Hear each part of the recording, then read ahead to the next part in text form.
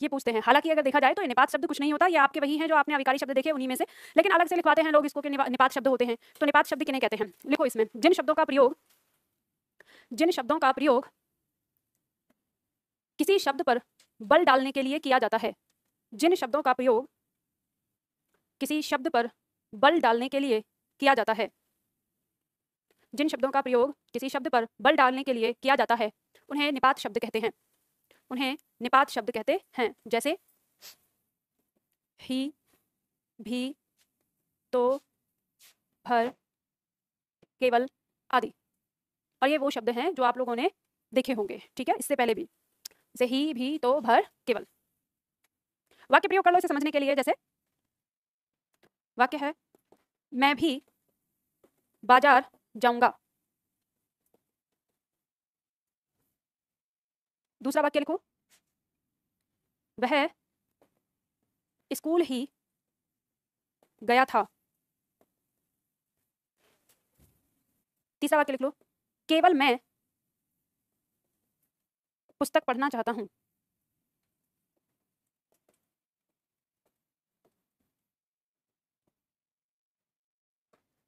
केवल मैं पुस्तक पढ़ना चाहता हूं। अब देखो यहाँ पर जो ये भी शब्द आया है, ये किस पर जोर डाल रहा है?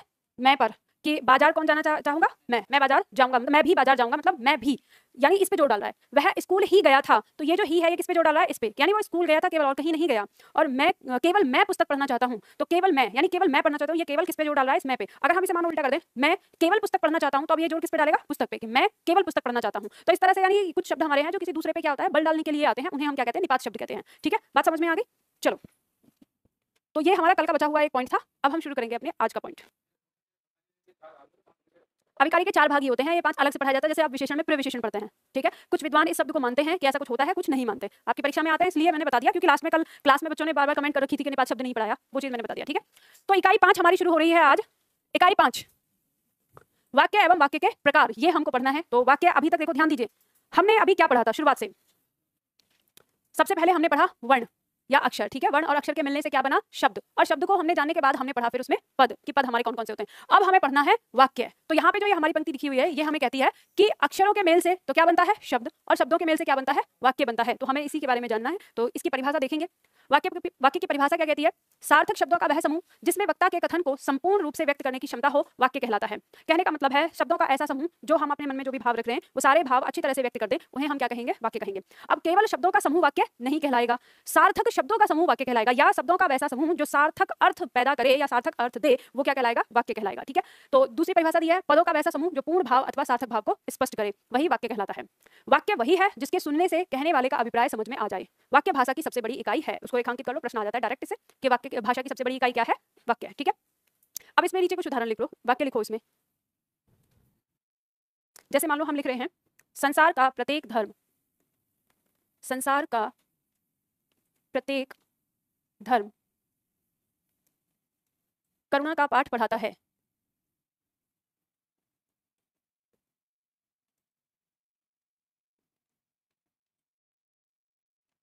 संसार का प्रत्येक धर्म करुणा का पाठ पढ़ाता है।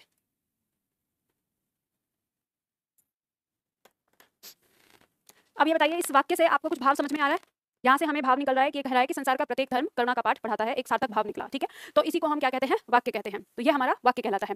अब ये तो हमने जान लिया कि ये वाक्य है, लेकिन वाक्य बनाने के अपने आप में कुछ तत्व होते हैं कि हम वाक्य जो बनाएंगे तो वाक्य के आवश्यक 6 तत्व माने गए हैं। ठीक है, सबसे पहला आता है सार्थकता, यानी इन तत्वों का मतलब क्या है? आप ये समझ लेना कि वाक्य बनाते समय आपको किस बात की सावधानी रखनी होती है। कहने का मतलब ये है सीधे शब्दों में कि हमें जब वाक्य बना रहे हैं हम, तो हमें क्या क्या ध्यान रखना है। तो सबसे पहला पॉइंट आता है सार्थकता। सार्थकता का मतलब क्या होता है? सर्वप्रथम वाक्यों में सार्थक पदों का प्रयोग होना चाहिए, क्योंकि निरर्थक शब्दों से वाक्य का सही भाव प्रकट नहीं होता। तो आपको यहाँ पे देखना है कि जब भी कोई वाक्य आप बना रहे हैं उसमें क्या होना चाहिए? सार्थक शब्द होना चाहिए। जैसे मान लीजिए वाक्य लिखिए इसमें कि मैं, ऐसे लिखिए, तुम यहाँ बेफालतू क्यों बैठे हो? तुम यहाँ बेफालतू क्यों बैठे हो? तो हमने ये वाक्य लिखा, इस वाक्य में गलती है, और गलती क्या है कि इसमें सार्थक शब्द का प्रयोग नहीं हुआ है। इसमें जो हमने शब्द लिया है बेफालतू, इसका ये मतलब नहीं है। हम यहाँ पे बेफालतू का अर्थ क्या ले रहे हैं? बेकार से। किससे ले रहे हैं? बेकार या व्यर्थ से। लेकिन यहाँ पे क्या है? शब्द है फालतू, फालतू का मतलब होता है बेकार, और बे माने नहीं, तो इसका क्या अर्थ हो गया? जो बेकार नहीं मतलब कि काम से। तो अगर हम वाक्य को देखें तो इसमें शब्द हमें बता रहा है कि तुम यहाँ काम से क्यों बैठे हो। तो अगर आपसे कोई इस तरह से कोई प्रश्न करेगा तो ये तो प्रश्न करना ही मूर्खता हो जाएगी कि आदमी बैठा है तो काम से ही बैठा है ना। तो क्या होना चाहिए कि यहाँ पे हम या तो बेकार शब्द का प्रयोग करें या व्यर्थ शब्द का प्रयोग करें, या हम उस शब्द का प्रयोग करें जिसका अर्थ ये निकलता हो। तो यहाँ बेफालतू शब्द कहना क्या है? गलत है। तो ये हमारे लिए निरर्थक शब्द है। हम इसका क्या प्रयोग करेंगे? जी, तुम यहाँ फालतू क्यों बैठे हो। अब ये हमारा वाक्य सही होगा। तो यानी हमें ये पंक्ति क्या सिखाती है? ये पंक्ति हमें सिखाती है कि हमें जब भी वाक्य बनाना है तो वाक्य में हमें सार्थक शब्दों का प्रयोग करना होता है। यानी जो मन में हमारे भाव है उस भाव को व्यक्त करने वाले शब्दों का प्रयोग किया जाता है, अन्यथा वाक्य में क्या हो जाता है? दोष हो जाता है, गलती हो जाती है। ठीक है, तो वाक्य शुद्धिकरण में अब ध्यान दीजिएगा। वाक्य शुद्धिकरण अब यहाँ से शुरू होंगे। हम लोग वाक्य शुद्धिकरण की तरफ चल रहे हैं। अभी तक हमने पद के बारे में जाना, अब हम उससे आगे बढ़ रहे हैं। अब आता है इसके बाद दूसरा पॉइंट। दूसरा पॉइंट कहता है आकांक्षा। आकांक्षा, अब आकांक्षा क्या है? आकांक्षा का अर्थ अगर हम देखें, आकांक्षा का मतलब होता है इच्छा। ठीक है, तो आकांक्षा का अर्थ है जानने की इच्छा। यदि वाक्य के पदों में आकांक्षा रहती है तो वाक्य का भाव अधूरा रह जाता है, अतः वाक्य में आकांक्षा नहीं होनी चाहिए। पहला पॉइंट हमने सीखा कि हमारे पास मतलब हमें ये ध्यान रखना है कि सार्थक शब्द होना चाहिए। दूसरा पॉइंट हमें बता रहा है कि वाक्य जब भी हम लिखें तो हमारे वाक्य में अधूरा भाव नहीं होना चाहिए। मतलब हमने कोई भी वाक्य बोला, अब उसमें अगर हमको अधूरा भाव लग रहा है तो वो वाक्य नहीं होता, वो फिर वाक्य की श्रेणी से अलग हो जाएगा। जैसे हम उदाहरण लिखें तो मान लो हमने यहाँ पे कहें मैंने देखा कि, या मैंने देखा, मैंने देखा, अब इतना ही रख दिया, तो बताइए कि इसमें आपको क्या लग रहा है कि भाव पूरा हो गया? मन में जिज्ञासा छूट रही है ना, क्या देखा ये तो बताओ क्या देखा। तो यहाँ पे क्या है? मन में जिज्ञासा छूट रही है, तो ये सही नहीं है। यानी हमें ऐसे नहीं लिखना है। हम अगर इसे लिखें तो हम कह सकते हैं मैंने उसे देखा, मान लो, तो कम से कम यहाँ पे हम अगर लिखें, इसे पूरा करें तो मैंने उसे देखा, तो यहाँ पे हमारा भाव तो पूरा हो रहा है कि देखा क्या? उसे देखा। ठीक है, तो इस तरह से आपको ध्यान देना है कि वाक्य अधूरा नहीं होना चाहिए, ऐसा भाव न रह जाए जिसमें अधूरापन लगे। ये क्या है? इसे हम उपवाक्य की श्रेणी में रखते हैं, क्योंकि वो जिसमें भाव अधूरा रहता है वो उपवाक्य होते हैं। ठीक है, जैसे मान लो कोई अगर कहता है कि उसने मुझे बताया, अब जैसे बोला उसने मुझे बताया, तो यहाँ पे मन में फिर जिज्ञासा रहेगी क्या बताया। तो इस तरह के जो भाव होते हैं, इस तरह के जो वाक्य होते हैं, या हम जैसे कहते हैं कि कई सारा एक वाक्य आता है कि उसने देखा कि, अब जो उसने देखा कि, आगे हम अगर कुछ नहीं बोलेंगे तो ये वाक्य अधूरा होगा। उसने सोचा कि, अगर हम ये देखेंगे तो इसमें भी क्या है? भाव अधूरा रहेगा। ठीक है, तो ऐसे वाक्य जो होंगे वो हमारे वाक्य नहीं कहलाएंगे। वो क्या है? क्योंकि उनमें आकांक्षा बच रही है। तो हमें वाक्य बनाते समय ये बात ध्यान में रखनी होगी कि वाक्य में ऐसे शब्दों का प्रयोग करें जिससे कि भाव पूरा हो जाए। हमें ऐसे शब्द नहीं बनाने। ठीक है, तो आकांक्षा नहीं होनी चाहिए जो यहाँ पे लिखा है। अब इसके बाद आता है तीसरा पॉइंट। तीसरा पॉइंट कहता है निकटता। निकटता का मतलब क्या है? निकटता का मतलब ये है कि जब हम वाक्य बना रहे हैं तो वाक्य में जो पद हैं इनके बीच हमें क्या देखना है? समान दूरी होनी चाहिए, समान दूरी रहे। ऐसा नहीं जैसा कि हमें यहाँ पे उदाहरण में दिया हुआ है कि जैसे गंगा और पश्चिम इनके बीच में इतनी दूरी, और पश्चिम से पूर्व के बीच में ये दूरी, पूर्व से इतनी, और यहाँ पे इतनी, यहाँ पे इतनी, यहाँ इतनी। ऐसे हमें कभी भी वाक्य नहीं लिखने हैं। अगर हम ऐसे वाक्य लिखते हैं तो वो क्या माना जाता है कि वो वाक्य नहीं है, उससे वाक्य अपना वजूद खो देता है। हमें सारे पदों के बीच में बराबर स्पेस यानी बराबर निकटता रखनी चाहिए, और बहुत ज्यादा दूर दूर भी नहीं लिखना चाहिए। कई बार कुछ लोग ऐसे लिखते हैं कि एक पेज पे 4 ही शब्द लिखेंगे इतना दूर दूर, तो वो क्या होता है? वो सिंगल शब्द लगते हैं जैसे कि शब्द हो। तो ये भी ध्यान रखनी है। तो इसमें आप ऐसे नहीं लिखेंगे, ऐसे लिखेंगे। ठीक है, इस तरह से निकटता का मतलब ये हो गया। अब इसके बाद आता है योग्यता। चौथा पॉइंट आता है यहाँ पर योग्यता। योग्यता का मतलब क्या होगा कि वाक्य की पूर्णता के लिए उसके पदों, पात्रों, घटनाओं आदि का उनके अनुकूल होना आवश्यक है। कहने का मतलब है कि जो पद जिसके हिसाब से आ रहा है हमें उस हिसाब से ही उस पद को रखना है। मतलब हमें यहाँ पर यह ध्यान देना है कि हमें कोई उल्टा सीधा शब्द प्रयोग नहीं करना। जैसे कि मान लो हम तथ्यों को अलग कर दें, जैसे उदाहरण लिखो, सूर्य पृथ्वी के चारों ओर घूमता है।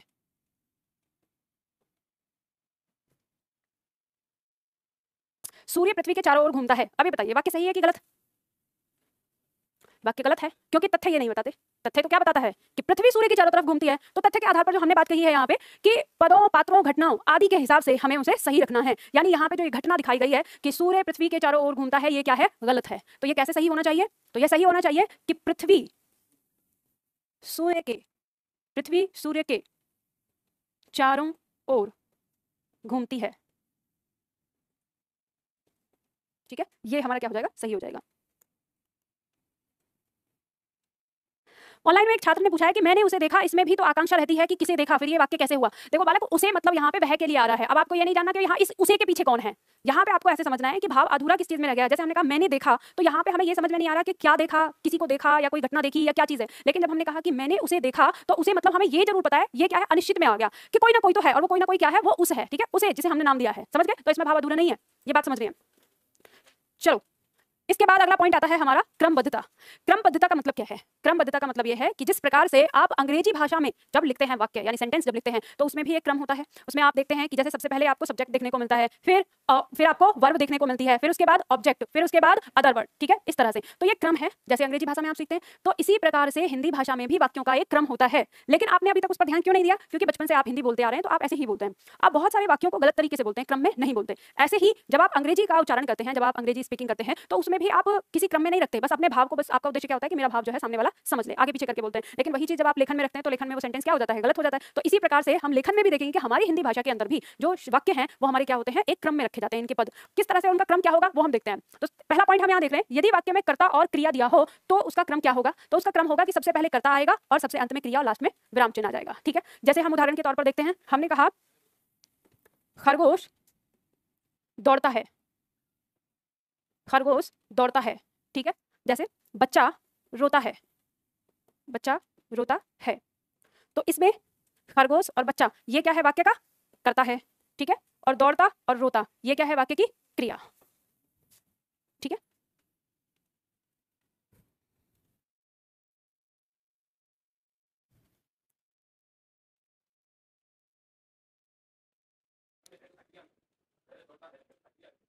हाँ तो ये भी तुम्हें बताना पड़ेगा क्या क्रिया और सहायक क्रिया। हाँ, ज्यादा दिमाग मत चलाओ आगे तुम, है ना, ठीक है, शांति से पढ़ो। एक जमाना, अभी आप लोग सब गवाह हैं कि एक समय ऐसा था जिस समय में क्या बोलता था, हमें तो कुछ समझ में नहीं आ रहा। मुझे याद रहता आज भी, उस टाइम पे मैंने कहा अरे आराम से पढ़ो तो सही हिंदी को थोड़ा। और अब ये मैडम से भी आगे चलता है एक कदम, और मैडम को ज्ञान सिखाता है कि इसको ऐसे क्यों नहीं पढ़ाया, और कभी कभी पीछे हो जाता है। तो अभी हाँ, तो कोशिश कर रहा है दिमाग को चाचा चौधरी की तरह चलाने की, तो मेरे सामने मत चलाया करो। नहीं मैडम ऐसे बोलो ना, ये लोकल वाली लैंग्वेज नहीं।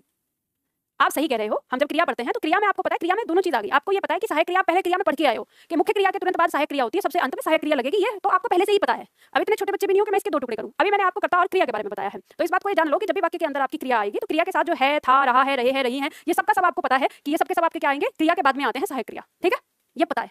चलो इसके बाद दूसरा पॉइंट, यदि वाक्य में कर्ता, क्रिया या कर्म, और कर्म में भी अगर कोई दो कर्म आए हों तो अगर मान लो एक कर्म आता है तो पहले कर्ता, फिर उसके बाद कर्म, और फिर उसके बाद क्रिया। और अगर वाक्य में दो कर्म आ जाएं तो कर्ता, गौण कर्म, फिर मुख्य कर्म और फिर क्रिया, ठीक है। तो क्रिया से पहले मुख्य कर्म होगा और मुख्य कर्म से पहले तब गौण कर्म होगा, इस क्रम में रहेंगे। तो हम यहाँ पर वाक्य प्रयोग करते हैं, लिखो वाक्य लिखते हैं हम यहाँ पे, माँ ने बच्चे को दूध पिलाया। एक वाक्य लिखेंगे, अध्यापक ने छात्रों को हिंदी पढ़ाई। तीसरा वाक्य लिखेंगे, किसान ने बैल को पीटा। माँ ने बच्चे को दूध पिलाया। अब हम यहाँ देखेंगे क्या पिलाया? दूध, एक कर्म ये आ गया। किसको पिलाया? बच्चे को, दूसरा कर्म। तो ये कर्म हमारा कहलाएगा गौण कर्म, ठीक है, ये कहलाएगा मुख्य कर्म। अब इसकी पहचान कर लो, ध्यान देना, अगर दो कर्म एक साथ आते हैं तो जिस कर्म के साथ कारक चिन्ह होता है उसको हम कहते हैं गौण कर्म, ठीक है, और जो बिना कारक चिन्ह के आता है वो कहलाता है मुख्य कर्म। तो इस तरह से मुख्य कर्म क्रिया से ठीक पहले आएगा। और अगर मान लो वाक्य ऐसा आता है जैसे दिया है कि किसान ने बैल को पीटा, अब यहाँ पे को कारक चिन्ह आ रहा है तो आप कहेंगे कि मैम यहाँ पे तो को कारक चिन्ह आ रहा है तो क्या ये गौण कर्म होगा? जब इसमें दूसरा कर्म नहीं है तो ये गौण कर्म ही क्या बन जाएगा? मुख्य कर्म बन जाएगा, ठीक है। तो ये हमारा क्या हो गया? मुख्य कर्म हो गया। इसी तरह से ये हो गया हमारा कर्ता और ये क्रिया। ऐसे ही आपको पता है अध्यापक ने छात्रों को हिंदी पढ़ाई, हिंदी हो गया कर्म, मुख्य कर्म, और छात्रों को ये हो गया गौण कर्म, ठीक है। बात समझ में आ गई आपको?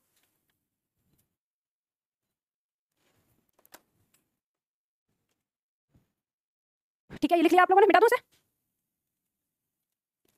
अब देखिए इसके बाद अगला पॉइंट हमारा आता है। अगला पॉइंट हमारा क्या कहता है? यदि वाक्य में कर्ता, क्रिया, कर्म, अधिकरण, अपादान, संप्रदान, करण आदि दिए हों, यानी सारे कारक चिन्ह की बात कर रहा है, तो सबसे पहले कर्ता होगा, फिर अधिकरण होगा, फिर उसके बाद अपादान होगा, फिर संप्रदान होगा, फिर करण होगा, और फिर कर्म, और सबसे अंत में क्रिया, ठीक है। इस तरह से वाक्य प्रयोग करो। इसमें लिखो, मैं बोल रही हूँ आपको वाक्य लिखना है। लिखो, राम ने लंका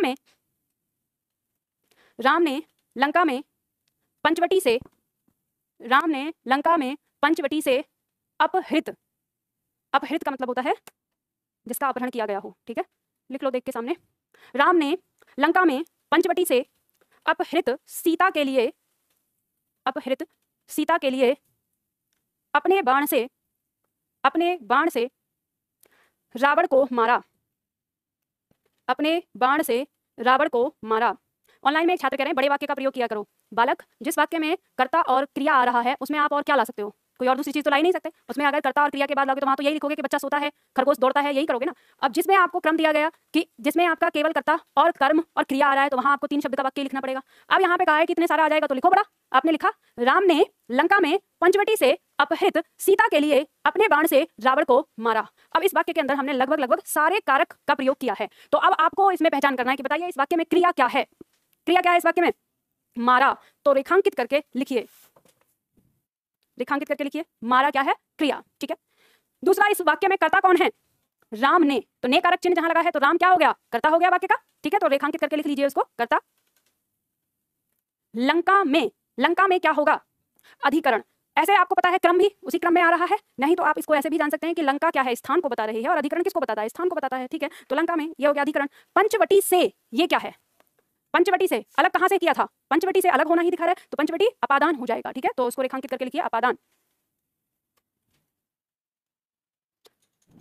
संप्रदान क्या है इसमें? सीता संप्रदान है, क्योंकि सीता के लिए, तो हमने वैसे भी पढ़ा है ना, याद किया है ना, कर्ता ने कर्म को कर्ण से, ठीक है, तो सीता, तो ये संप्रदान के लिए हो जाता है, तो सीता के लिए। ठीक है, चलिए आगे देखो। आप बताओ इसके बाद इसमें कर्ण कौन सा है? कर्ण दिखाता है साधन को। ठीक है, तो बाण हो जाएगा, मारने का साधन क्या है? बाण से मारा है, तो बाण क्या है? कर्ण हो जाएगा। ठीक है, और इस वाक्य का कर्ता कौन, सॉरी कर्म कौन है? रावण। ठीक है, किसको मारा? रावण को। तो सारे कारक चिन्ह आ गए आपके, कोई और बचा है? अरे बचा है, बालक देखो इधर। अब ध्यान देना, इसमें हमने सबको अलग अलग लिखने की बजाय हमने एक ही लाइन में इसको पिरोया है। अगर मान लो वाक्य के अंदर अधिकरण ना हो, बाकी सब हो, तो पहले कर्ता फिर अपादान और फिर यही क्रम। अब मान लो अगर अधिकरण दिया है, अपादान और संप्रदान ना हो, तो वाक्य में कर्ता फिर अधिकरण, अधिकरण के बाद करण, इस तरह से। ठीक है, अब मान लो अगर वाक्य के अंदर संप्रदान और करण ना हो, तो कर्ता फिर अधिकरण फिर अपादान फिर कर्म और फिर क्रिया, इनका क्रम इसी तरह से चलेगा। अब हमारे पास जो रह गया वो रह गए हमारे दो, कौन कौन से? संबंध कारक और दूसरा संबोधन। तो संबोधन के बारे में तो आपको पता ही है कि संबोधन वाक्य में सबसे पहले लगता है। अब बात करेंगे संबंध की, तो संबंध का प्रयोग वहां होता है जहां इसका संबंधी होता है। अगर इसका संबंधी करता है तो ये कर्ता से पहले लगेगा, इसका संबंधी अगर अपादान है तो अपादान से पहले लगेगा, इसका संबंधी अगर कर्म है तो कर्म से पहले लगेगा, संबंधी अगर क्रिया है तो क्रिया से पहले लगेगा, जहां पे इसका संबंधी होगा। ठीक है, उस तरह से। तो चलो यहाँ पर एक वाक्य और लिखते हैं हम, इसके नीचे जगह होगी। ठीक है, लिखो इसमें, सुरेश ने दिल्ली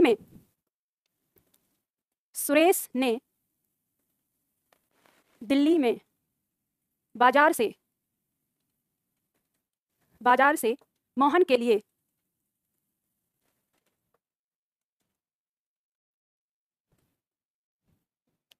अपने पैसों से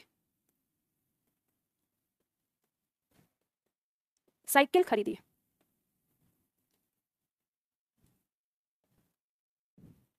सुरेश ने, वाक्य का क्या हो गया? कर्ता। वाक्य में क्रिया क्या है? खरीदी। ठीक है, स्थान अधिकरण को दिखा रहा है, ये क्या हो गया? अधिकरण। ठीक है, बाजार से क्या होता है? अलग होना ही हो गया। ठीक है, अपादान हो गया।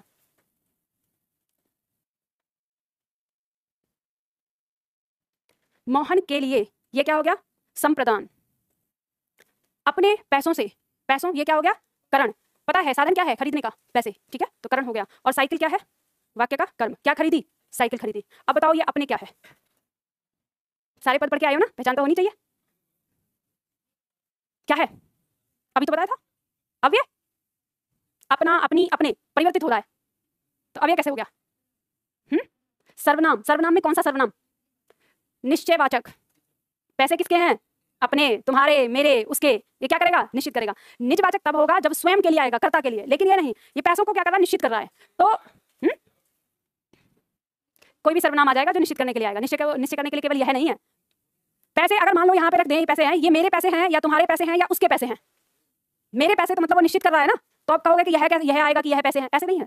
ये तो मैंने बता दिया, और अब दोबारा मत कहना कि सर्वनाम पढ़ाना पड़ेगा आपको, फिर पिटाई करूंगी। ये अपने पैसे, समझ गए ना आप लोग? ठीक है, तो ये अपने पैसे का मतलब क्या है? ये वो सर्वनाम है जो सर्वनाम इनको निश्चित करने के लिए आया है। तो अगर सर्वनाम पूछा जाएगा तो क्या कहलाएगा? निश्चयवाचक सर्वनाम। और अगर विशेषण पूछा जाए तो विशेषण में ये कौन सा विशेषण है? संज्ञा से पहले आ रहा है। अरे सर्वनाम जब हो गया तो विशेषण में सार्वनामिक विशेषण होगा। जब वो सर्वनाम हो गया तो विशेषण में वो कौन सा विशेषण होगा? सार्वनामिक होगा। मतलब पढ़ाई नहीं कर रहे हो, हाँ, मतलब पीछे जो याद किया है वो सब भूलते जा रहे हो। भूलो मत। आपको क्या करना है, आज होमवर्क रहेगा, आपने जो कुछ भी अभी तक पढ़ा है वो सारा याद करके आना एक बार, क्योंकि वाक्य शुद्धिकरण में आपको वो याद करना होगा। और फिर वाक्य शुद्धिकरण के तुरंत बाद एक और टॉपिक है पद परिचय। तो पद परिचय का मतलब होता है पूरा पद के भेद 1 सेकंड में याद होना। समझ गए? तो इसलिए अभी आपको जब यानी आज की क्लास होके कल हमारी क्लास होगी, सैटरडे संडे 2 दिन की छुट्टी मिलेगी, उस 2 दिन की छुट्टी में आपको क्या करना है, पूरा का पूरा पद का भेद जो है वो रिवीजन करना है, जितना आपने पढ़ा है तो वो करेंगे। तो बात समझ में आ गई? ये जो अपने शब्द हैं अगर हम इसको विशेषण में लेंगे तो सार्वनामिक विशेषण, और अगर हम सर्वनाम में लेंगे तो निश्चयवाचक सर्वनाम। ठीक है, चलो इसके बाद अब आगे देते हैं हम कि अगर किसी वाक्य के अंदर दो अधिकरण हो, तो अगर वाक्य है हमारा और उस वाक्य के अंदर दो अधिकरण आ रहे हैं, तो हमने जब अधिकरण पढ़ा था तो हमने पढ़ा था कि अधिकरण हमारा दो प्रकार का होता है, कालवाचक और स्थानवाचक। तो अगर हमारे दो अधिकरण हो गए तो फिर कौन सा हमारा अधिकरण पहले आएगा और कौन सा बाद में आएगा? तो यहाँ पे दिया है सबसे पहले तो कर्ता आ जाएगा अगर वाक्य में है तो पहले आएगा कालवाचक अधिकरण और फिर उसके बाद स्थानवाचक अधिकरण। ठीक है, और फिर अगर कुछ और होगा तो उसके बाद क्रिया उसी क्रम में, तो इसके बाद होगा तो वो क्रम हो जाएगा। ठीक है, तो जैसे वाक्य प्रयोग करो, इसमें लिखो लिखो दीपू दीपू पार्क में सुबह में टहलने जाता है। अब ये वाक्य लिखा आपने, ये वाक्य सही है कि गलत? हाँ, यह गलत है। क्यों गलत है? हमने कहा है पहले कालवाचक और फिर स्थानवाचक। यहाँ ये पार्क किसको दिखा रहा है? स्थान को, और ये सुबह किसको दिखा रहा है? काल यानी समय को। तो ये क्या होगा? उल्टा होगा। ये क्या कहेगा कि दीपू सुबह में पार्क में टहलने जाता है। ये हो जाएगा सही। वाक्य शुद्धिकरण आपके इसी तरह के आते हैं, फिर जब आप उनको देखते हैं तो कहते हैं सही तो है इसमें, गलत क्या है? सही तो है इसमें। आपको ध्यान देने हैं इसी तरह के नियम। यानी जब कोई वाक्य आपको लगे कि यह बिल्कुल सही है तो उसमें दूसरे दृष्टिकोण में आप देखेंगे कि इसकी वर्तनी तो गलत नहीं है। अगर सारे शब्दों की वर्तनी सही है तो फिर आप देखेंगे कि कहीं कोई शब्द आगे पीछे तो नहीं है, इसके क्रम में तो गलती नहीं है, तो आपको उसका क्रम पर भी ध्यान देना होगा। ठीक है, बात समझ में आ गई ना? चलो इसी तरह से लिख लिया आप लोगों ने? लिखो जल्दी से फटाफट।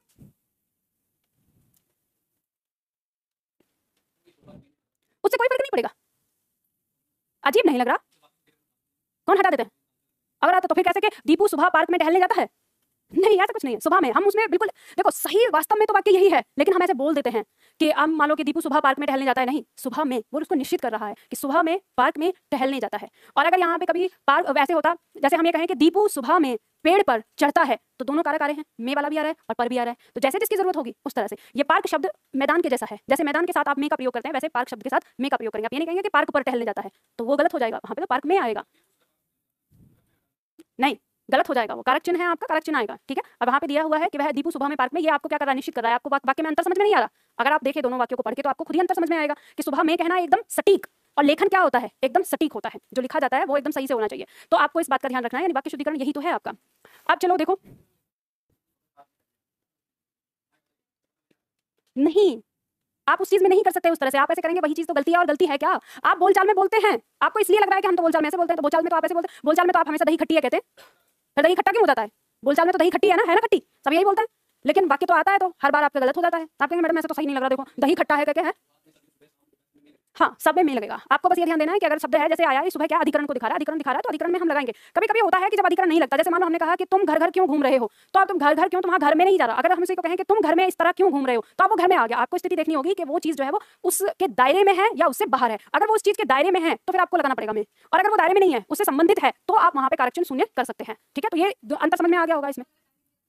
हाँ, ऐसे दिया हो कि दीपू 8 बजे पार्क में घूमने जाता है, हाँ तो फिर आप आराम से उसे वैसे लिखिए, फिर उसमें लगाने की जरूरत ही नहीं है। 8 बजे में नहीं आएगा। वो ऐसे लिख सकता है कि दीपू सुबह में 8 बजे, अब वहां पे सुबह के 8 बजे लिखना गलत हो जाएगा। समझ गए? ये बात ध्यान रखना, वहां पे सुबह में या शाम में या दोपहर में या रात में या दिन में, ठीक है, वहां पे के नहीं लगाओगे। क्यों नहीं लगाओगे? कि अगर आपने ऐसा कर दिया कि सुबह के 8 बजे, हम ऐसे ही बोलते तो हैं कि वह सुबह के 8 बजे आएगा, तो आप ये बताइए कि के का की के किसको दिखा रहा है? संबंध को। और 8 बजे से सुबह का संबंध नहीं है, वो किसको दिखा रहा है? समय को दिखा रहा है। तो समय का बोध करा रहा है, दोनों चीज समय का बोध करा रही है, और समय का बोध कराने वाला होता है अधिकरण, और अधिकरण है तो कारक चिन्ह होगा में या पर। ऐसे समझना है इन चीजों को। तो ये तो हम अपनी बोलचाल में करते रहते हैं। मैंने पहले ही बता दिया कि बोलचाल में कभी कोई शुद्ध नहीं बोलता, ना तो कोई शुद्ध अंग्रेजी बोलता, ना कोई शुद्ध हिंदी बोलता। हम सिर्फ अपने भाव एक दूसरे को आदान प्रदान करते हैं। जैसे हमने कहा, मान लो कहते कि तुम यहाँ पे बेफालतू क्यों बैठे हो, तो बोलने वाले ने बेफालतू का मतलब लिया बेकार से, सुनने वाले ने भी कहा नहीं मैं थोड़ा काम से आया था, उसने भी उसका मतलब किससे लिया? उसका बेकार से ही। लेकिन अगर वो सही मायने में हिंदी को जानता होता तो कहता कि हाँ मैं बेफालतू ही बैठा हूँ, और क्या फालतू बैठूंगा क्या? तो वो जवाब दे सकता है कि हाँ मैं यहाँ पे बेफालतू बैठा हूँ, मतलब कि काम से बैठा हूँ। तो बात यह है कि हमें तो उसकी चीज को समझना है, और लेखन में क्या होता है, जो लिखा हुआ है वो आपको समझना होगा। बेफालतू शब्द ये नहीं है कि निरर्थक है। जब हम ये बोलते हैं कि तुम यहाँ बेफालतू क्यों बैठे हो, इस वाक्य के भाव में निरर्थक हो जाता है ना, इस वाक्य के भाव में हो जाता है। आगे देखेंगे, चलो नेक्स्ट पॉइंट हमारा कहता है संबोधन कारक को पहले लिखा जाता है। मतलब अभी हमने ये पहले कारक चिन्ह में भी पढ़ा था, हम एक बार फिर से भी देख रहे हैं कि यदि किसी वाक्य के अंदर अगर संबोधन आता है, किसी को हम पुकारते हैं, तो उसको हम सबसे पहले लिखते हैं। जैसे मान लो हम वाक्य लिख रहे हैं, जया यह दरवाजा बंद कर दो, जया वह दरवाजा बंद कर दो। जया, अब हम यहाँ पर विस्मयादिबोधक चिन्ह लगाएं या कॉमा लगाएं, ठीक है, वह दरवाजा बंद कर दो। जया वह दरवाजा बंद कर दो। तो हमने यहाँ पे जया को क्या किया है, संबोधन किया है, ठीक है। दूसरा वाक्य, अरे बच्चों, अरे बच्चों, ये अरे कारक चिन्ह है, इसके बाद भी विस्मयादिबोधक चिन्ह लगाएंगे। बच्चों के बाद ये हमारा कारक है, इसके बाद भी इस चिन्ह का प्रयोग करेंगे, ठीक है। अरे बच्चों, बिजली के तार से दूर रहो, दूर रहो। अरे बच्चों, बिजली के तार से दूर रहो।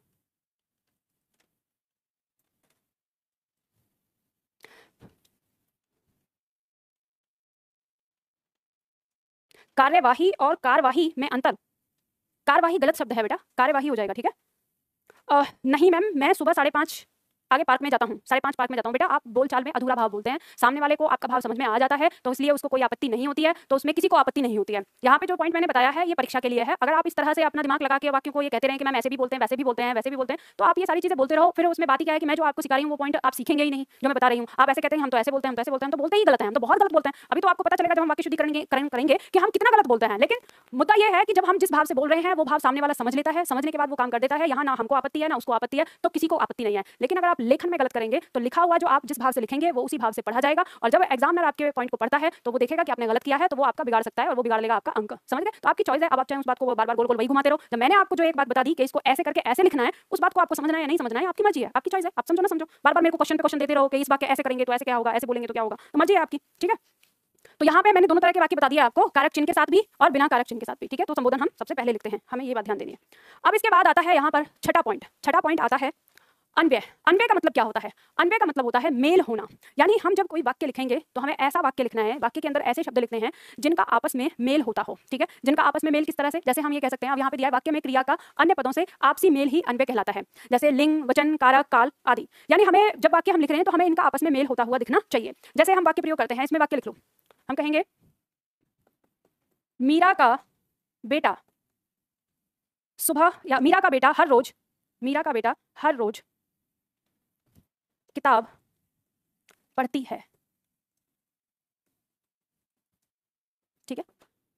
मीरा का बेटा हर रोज किताब पढ़ती है, हमने इस तरह से लिखा। अब यहाँ पे क्या गलती है इसमें?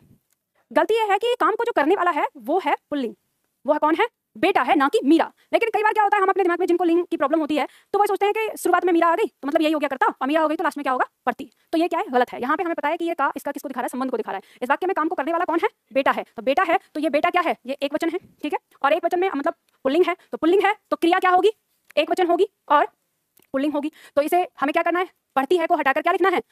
पढ़ता है, ठीक है। इस तरह से सही करेंगे। तो मतलब हमें यहाँ पे ये बात ध्यान रखनी है कि काल, कारक, वचन या लिंग इस तरह से जो भी आएंगे उन्हें हमें सही तरीके से लिखना है।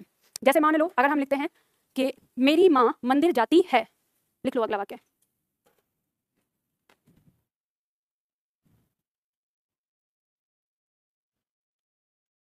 मेरी माँ मंदिर जाती है। अब बताइए इसमें क्या गलती है? माँ बहुवचन होगी क्योंकि बड़ी है वो हमसे, तो जाती है नहीं, जाती हैं, ठीक है। क्या लगाएंगे? जाती हैं जी, क्योंकि जाति, जाना का स्त्रीलिंग क्या हो गया? जाति, ठीक है। और पुल्लिंग क्या होता है? जाता। और जब उसका बहुवचन बनाएंगे तो वो हो जाता है जाते, तो स्त्रीलिंग का क्या होगा? जाति, ठीक है। मैंने समझाया आप लोगों को, पहले बताया। जो क्रिया आपको दोनों में एक जैसी दिखेगी उसका बहुवचन आपको सदैव बिंदी से बनाना पड़ेगा, है ना। तो सहायक क्रिया में ये बात ध्यान रखना। हाँ जी, नाम मतलब जैसे उदाहरण बताओ। हाँ तो वो एक वचन है, अब हमें पता नहीं है मीरा हमसे बड़ी है या छोटी है, एक वचन में आएगी, ठीक है। इस तरह से हमने माँ शब्द लगा दिया तो माँ तो हमसे बड़ी है, ये तो पता ही है। हाँ हाँ जी, ये बात अलग है कि आप लोग बात नहीं करते मम्मी जी से तमीज से, नहीं करते ना। ये काम तो औरतों के लिए ही दे रखा है बस। हाँ, आप ही तमीज से बात करो मम्मी जी, है ना, हम तो नहीं करेंगे। अच्छा, कितने छात्र हैं जो बहुवचन में बात करते हैं अपनी मम्मी से? करते हो? तो ये अच्छी बात है अगर करते हो तो, ठीक है। चलो देखो वाक्य के अंग। अब हमने वाक्य के तत्व देखे, दूसरा पॉइंट आता है हमारा वाक्य के अंग। वाक्य के अंग दो प्रकार के होते हैं, परीक्षा में यहाँ से प्रश्न आ जाएगा और बहुत आसान है, 1 सेकंड में आप समझ जाओगे इसको कि वाक्य का अंग क्या होता है। वाक्य के मुख्यतः 2 अंग होते हैं, उद्देश्य और विधेय। और इसी के साथ हम एक चीज और जानते हैं इसमें कि उद्देश्य और विधेय के साथ साथ उद्देश्य का विस्तार और विधेय का विस्तार भी होता है। तो ये क्या होता है जो है वो लिखा हुआ है, अब आप इसको थोड़ा सा समझ लीजिए। जैसे हम बात करते हैं वाक्य के अंग की, वाक्य के अंग, तो ये 2 प्रकार का होता है, उद्देश्य और विधेय। हमेशा याद रखना, जब उद्देश्य की बात होगी तो उद्देश्य का मतलब होता है वाक्य में जो काम को करने वाला है उसको क्या कहते हैं? उद्देश्य कहते हैं। और वाक्य में जो काम को करने वाला होता है आपने उसको अभी तक क्या पढ़ा है? कर्ता के रूप में। तो इसका मतलब उद्देश्य बराबर कर्ता, ठीक है। तो जब भी कभी आपसे पूछा जाए कि इस वाक्य में उद्देश्य क्या है, तो आपको वाक्य का कर्ता खोजना है कि वाक्य में कर्ता कहाँ है, वही क्या होगा उसका उद्देश्य। अब शब्द आता है आपका विधेय। विधेय के बारे में अगर हम बात करेंगे तो विधेय क्या होता है, वाक्य में जो काम हो रहा है वो वाक्य का विधेय कहलाता है। तो वाक्य में जो काम हो रहा होता है उसको हम क्या कहते हैं, क्रिया, और तो क्रिया ही हमारा क्या हो गया, विधेय हो गया। ठीक है। तो अगर हमसे कोई पूछे कि इस वाक्य में विधेय क्या है, तो आप क्या खोजेंगे, वाक्य की क्रिया। तो वाक्य की क्रिया क्या कहलाएगा, विधेय, और वाक्य का उद्देश्य क्या कहलाएगा, कर्ता। ठीक है। अब जो शब्द इस कर्ता के लिए प्रयोग में आए होंगे, कर्ता के बारे में बताते हुए, कर्ता की पहचान बताते हुए, उसकी विशेषता बताते हुए, तो उनको हम कहेंगे उद्देश्य का विस्तार। ठीक है, उसे क्या कहेंगे, उद्देश्य का विस्तार। और दूसरा आएगा विधेय का विस्तार। तो ध्यान रखना, कर्ता और क्रिया इन दोनों के बीच में जो कुछ भी है वो क्या कहलाता है, विधेय का विस्तार। विधेय का विस्तार, बस शर्त यह है कि आपने वाक्य को सही ढंग से लिखा हो तब। अब मान लो आप वाक्य में पदों को आगे पीछे कर दो तो उल्टा पुल्टा हो जाएगा। तो बात समझ में आ गई आपको। ठीक है। तो जहां आपका ये दिया हुआ है, जहां आपने लिखा है, देखो, उद्देश्य जिसके बारे में कुछ कहा जाए या जो वाक्य में काम करने वाला हो उसे क्या कहते हैं, उद्देश्य कहते हैं। उद्देश्य के साथ आने वाले पदों को उद्देश्य का विस्तार कहते हैं। वाक्य का कर्ता ही उद्देश्य कहलाता है। दूसरा कहता है उद्देश्य के बारे में जो कहा जाए या जो वाक्य में काम हुआ हो उसे विधेय कहते हैं। वाक्य की क्रिया विधेय होती है, विधेय के साथ आने वाले पदों को विधेय का विस्तार कहते हैं। अब इसके नीचे आपको वाक्य लिखना है। वाक्य लिखिए, क्या लिखेंगे हम, लिखो, घोड़े पर सवार होने वाला, घोड़े पर सवार होने वाला प्रत्येक व्यक्ति घुड़सवार नहीं हो सकता।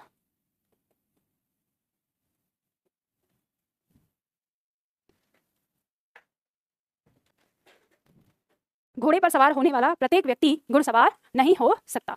अब देखो यहाँ पे ये हमारा वाक्य है। अगर मैं आपसे कहूँ कि इस वाक्य में कर्ता कौन है, मतलब घुड़सवार नहीं हो सकता, हम किसके लिए कह रहे हैं कि कौन नहीं हो सकता घुड़सवार, यानी घोड़े पर सवार होने वाला प्रत्येक व्यक्ति। तो ये सब तो हमने इसके बारे में बात कही है ना। तो ये जो व्यक्ति है ये हमारा वाक्य का क्या है, कर्ता है। यानी हम व्यक्ति की बात कर रहे हैं, प्रत्येक व्यक्ति की बात कर रहे हैं कि प्रत्येक व्यक्ति घुड़सवार नहीं हो सकता जो घोड़े पर बैठा हुआ है। तो यहाँ पे ये हमारा क्या कहलाएगा, उद्देश्य कहलाएगा। ठीक है। और ये जो आया है घोड़े पर सवार होने वाला प्रत्येक, ये सब किसके बारे में बात कर रहा है, व्यक्ति के बारे में बात कर रहा है। तो ये क्या कहलाएगा, उद्देश्य का विस्तार। उद्देश्य का विस्तार। और इस वाक्य की क्रिया क्या है, इस वाक्य की क्रिया क्या है, हो सकता। ये क्या है, वाक्य की क्रिया। तो क्रिया को हम क्या कहते हैं, विधेय कहते हैं। और उद्देश्य और विधेय के बीच में आने वाले शब्द क्या कहलाएंगे, विधेय का विस्तार। विधेय का विस्तार।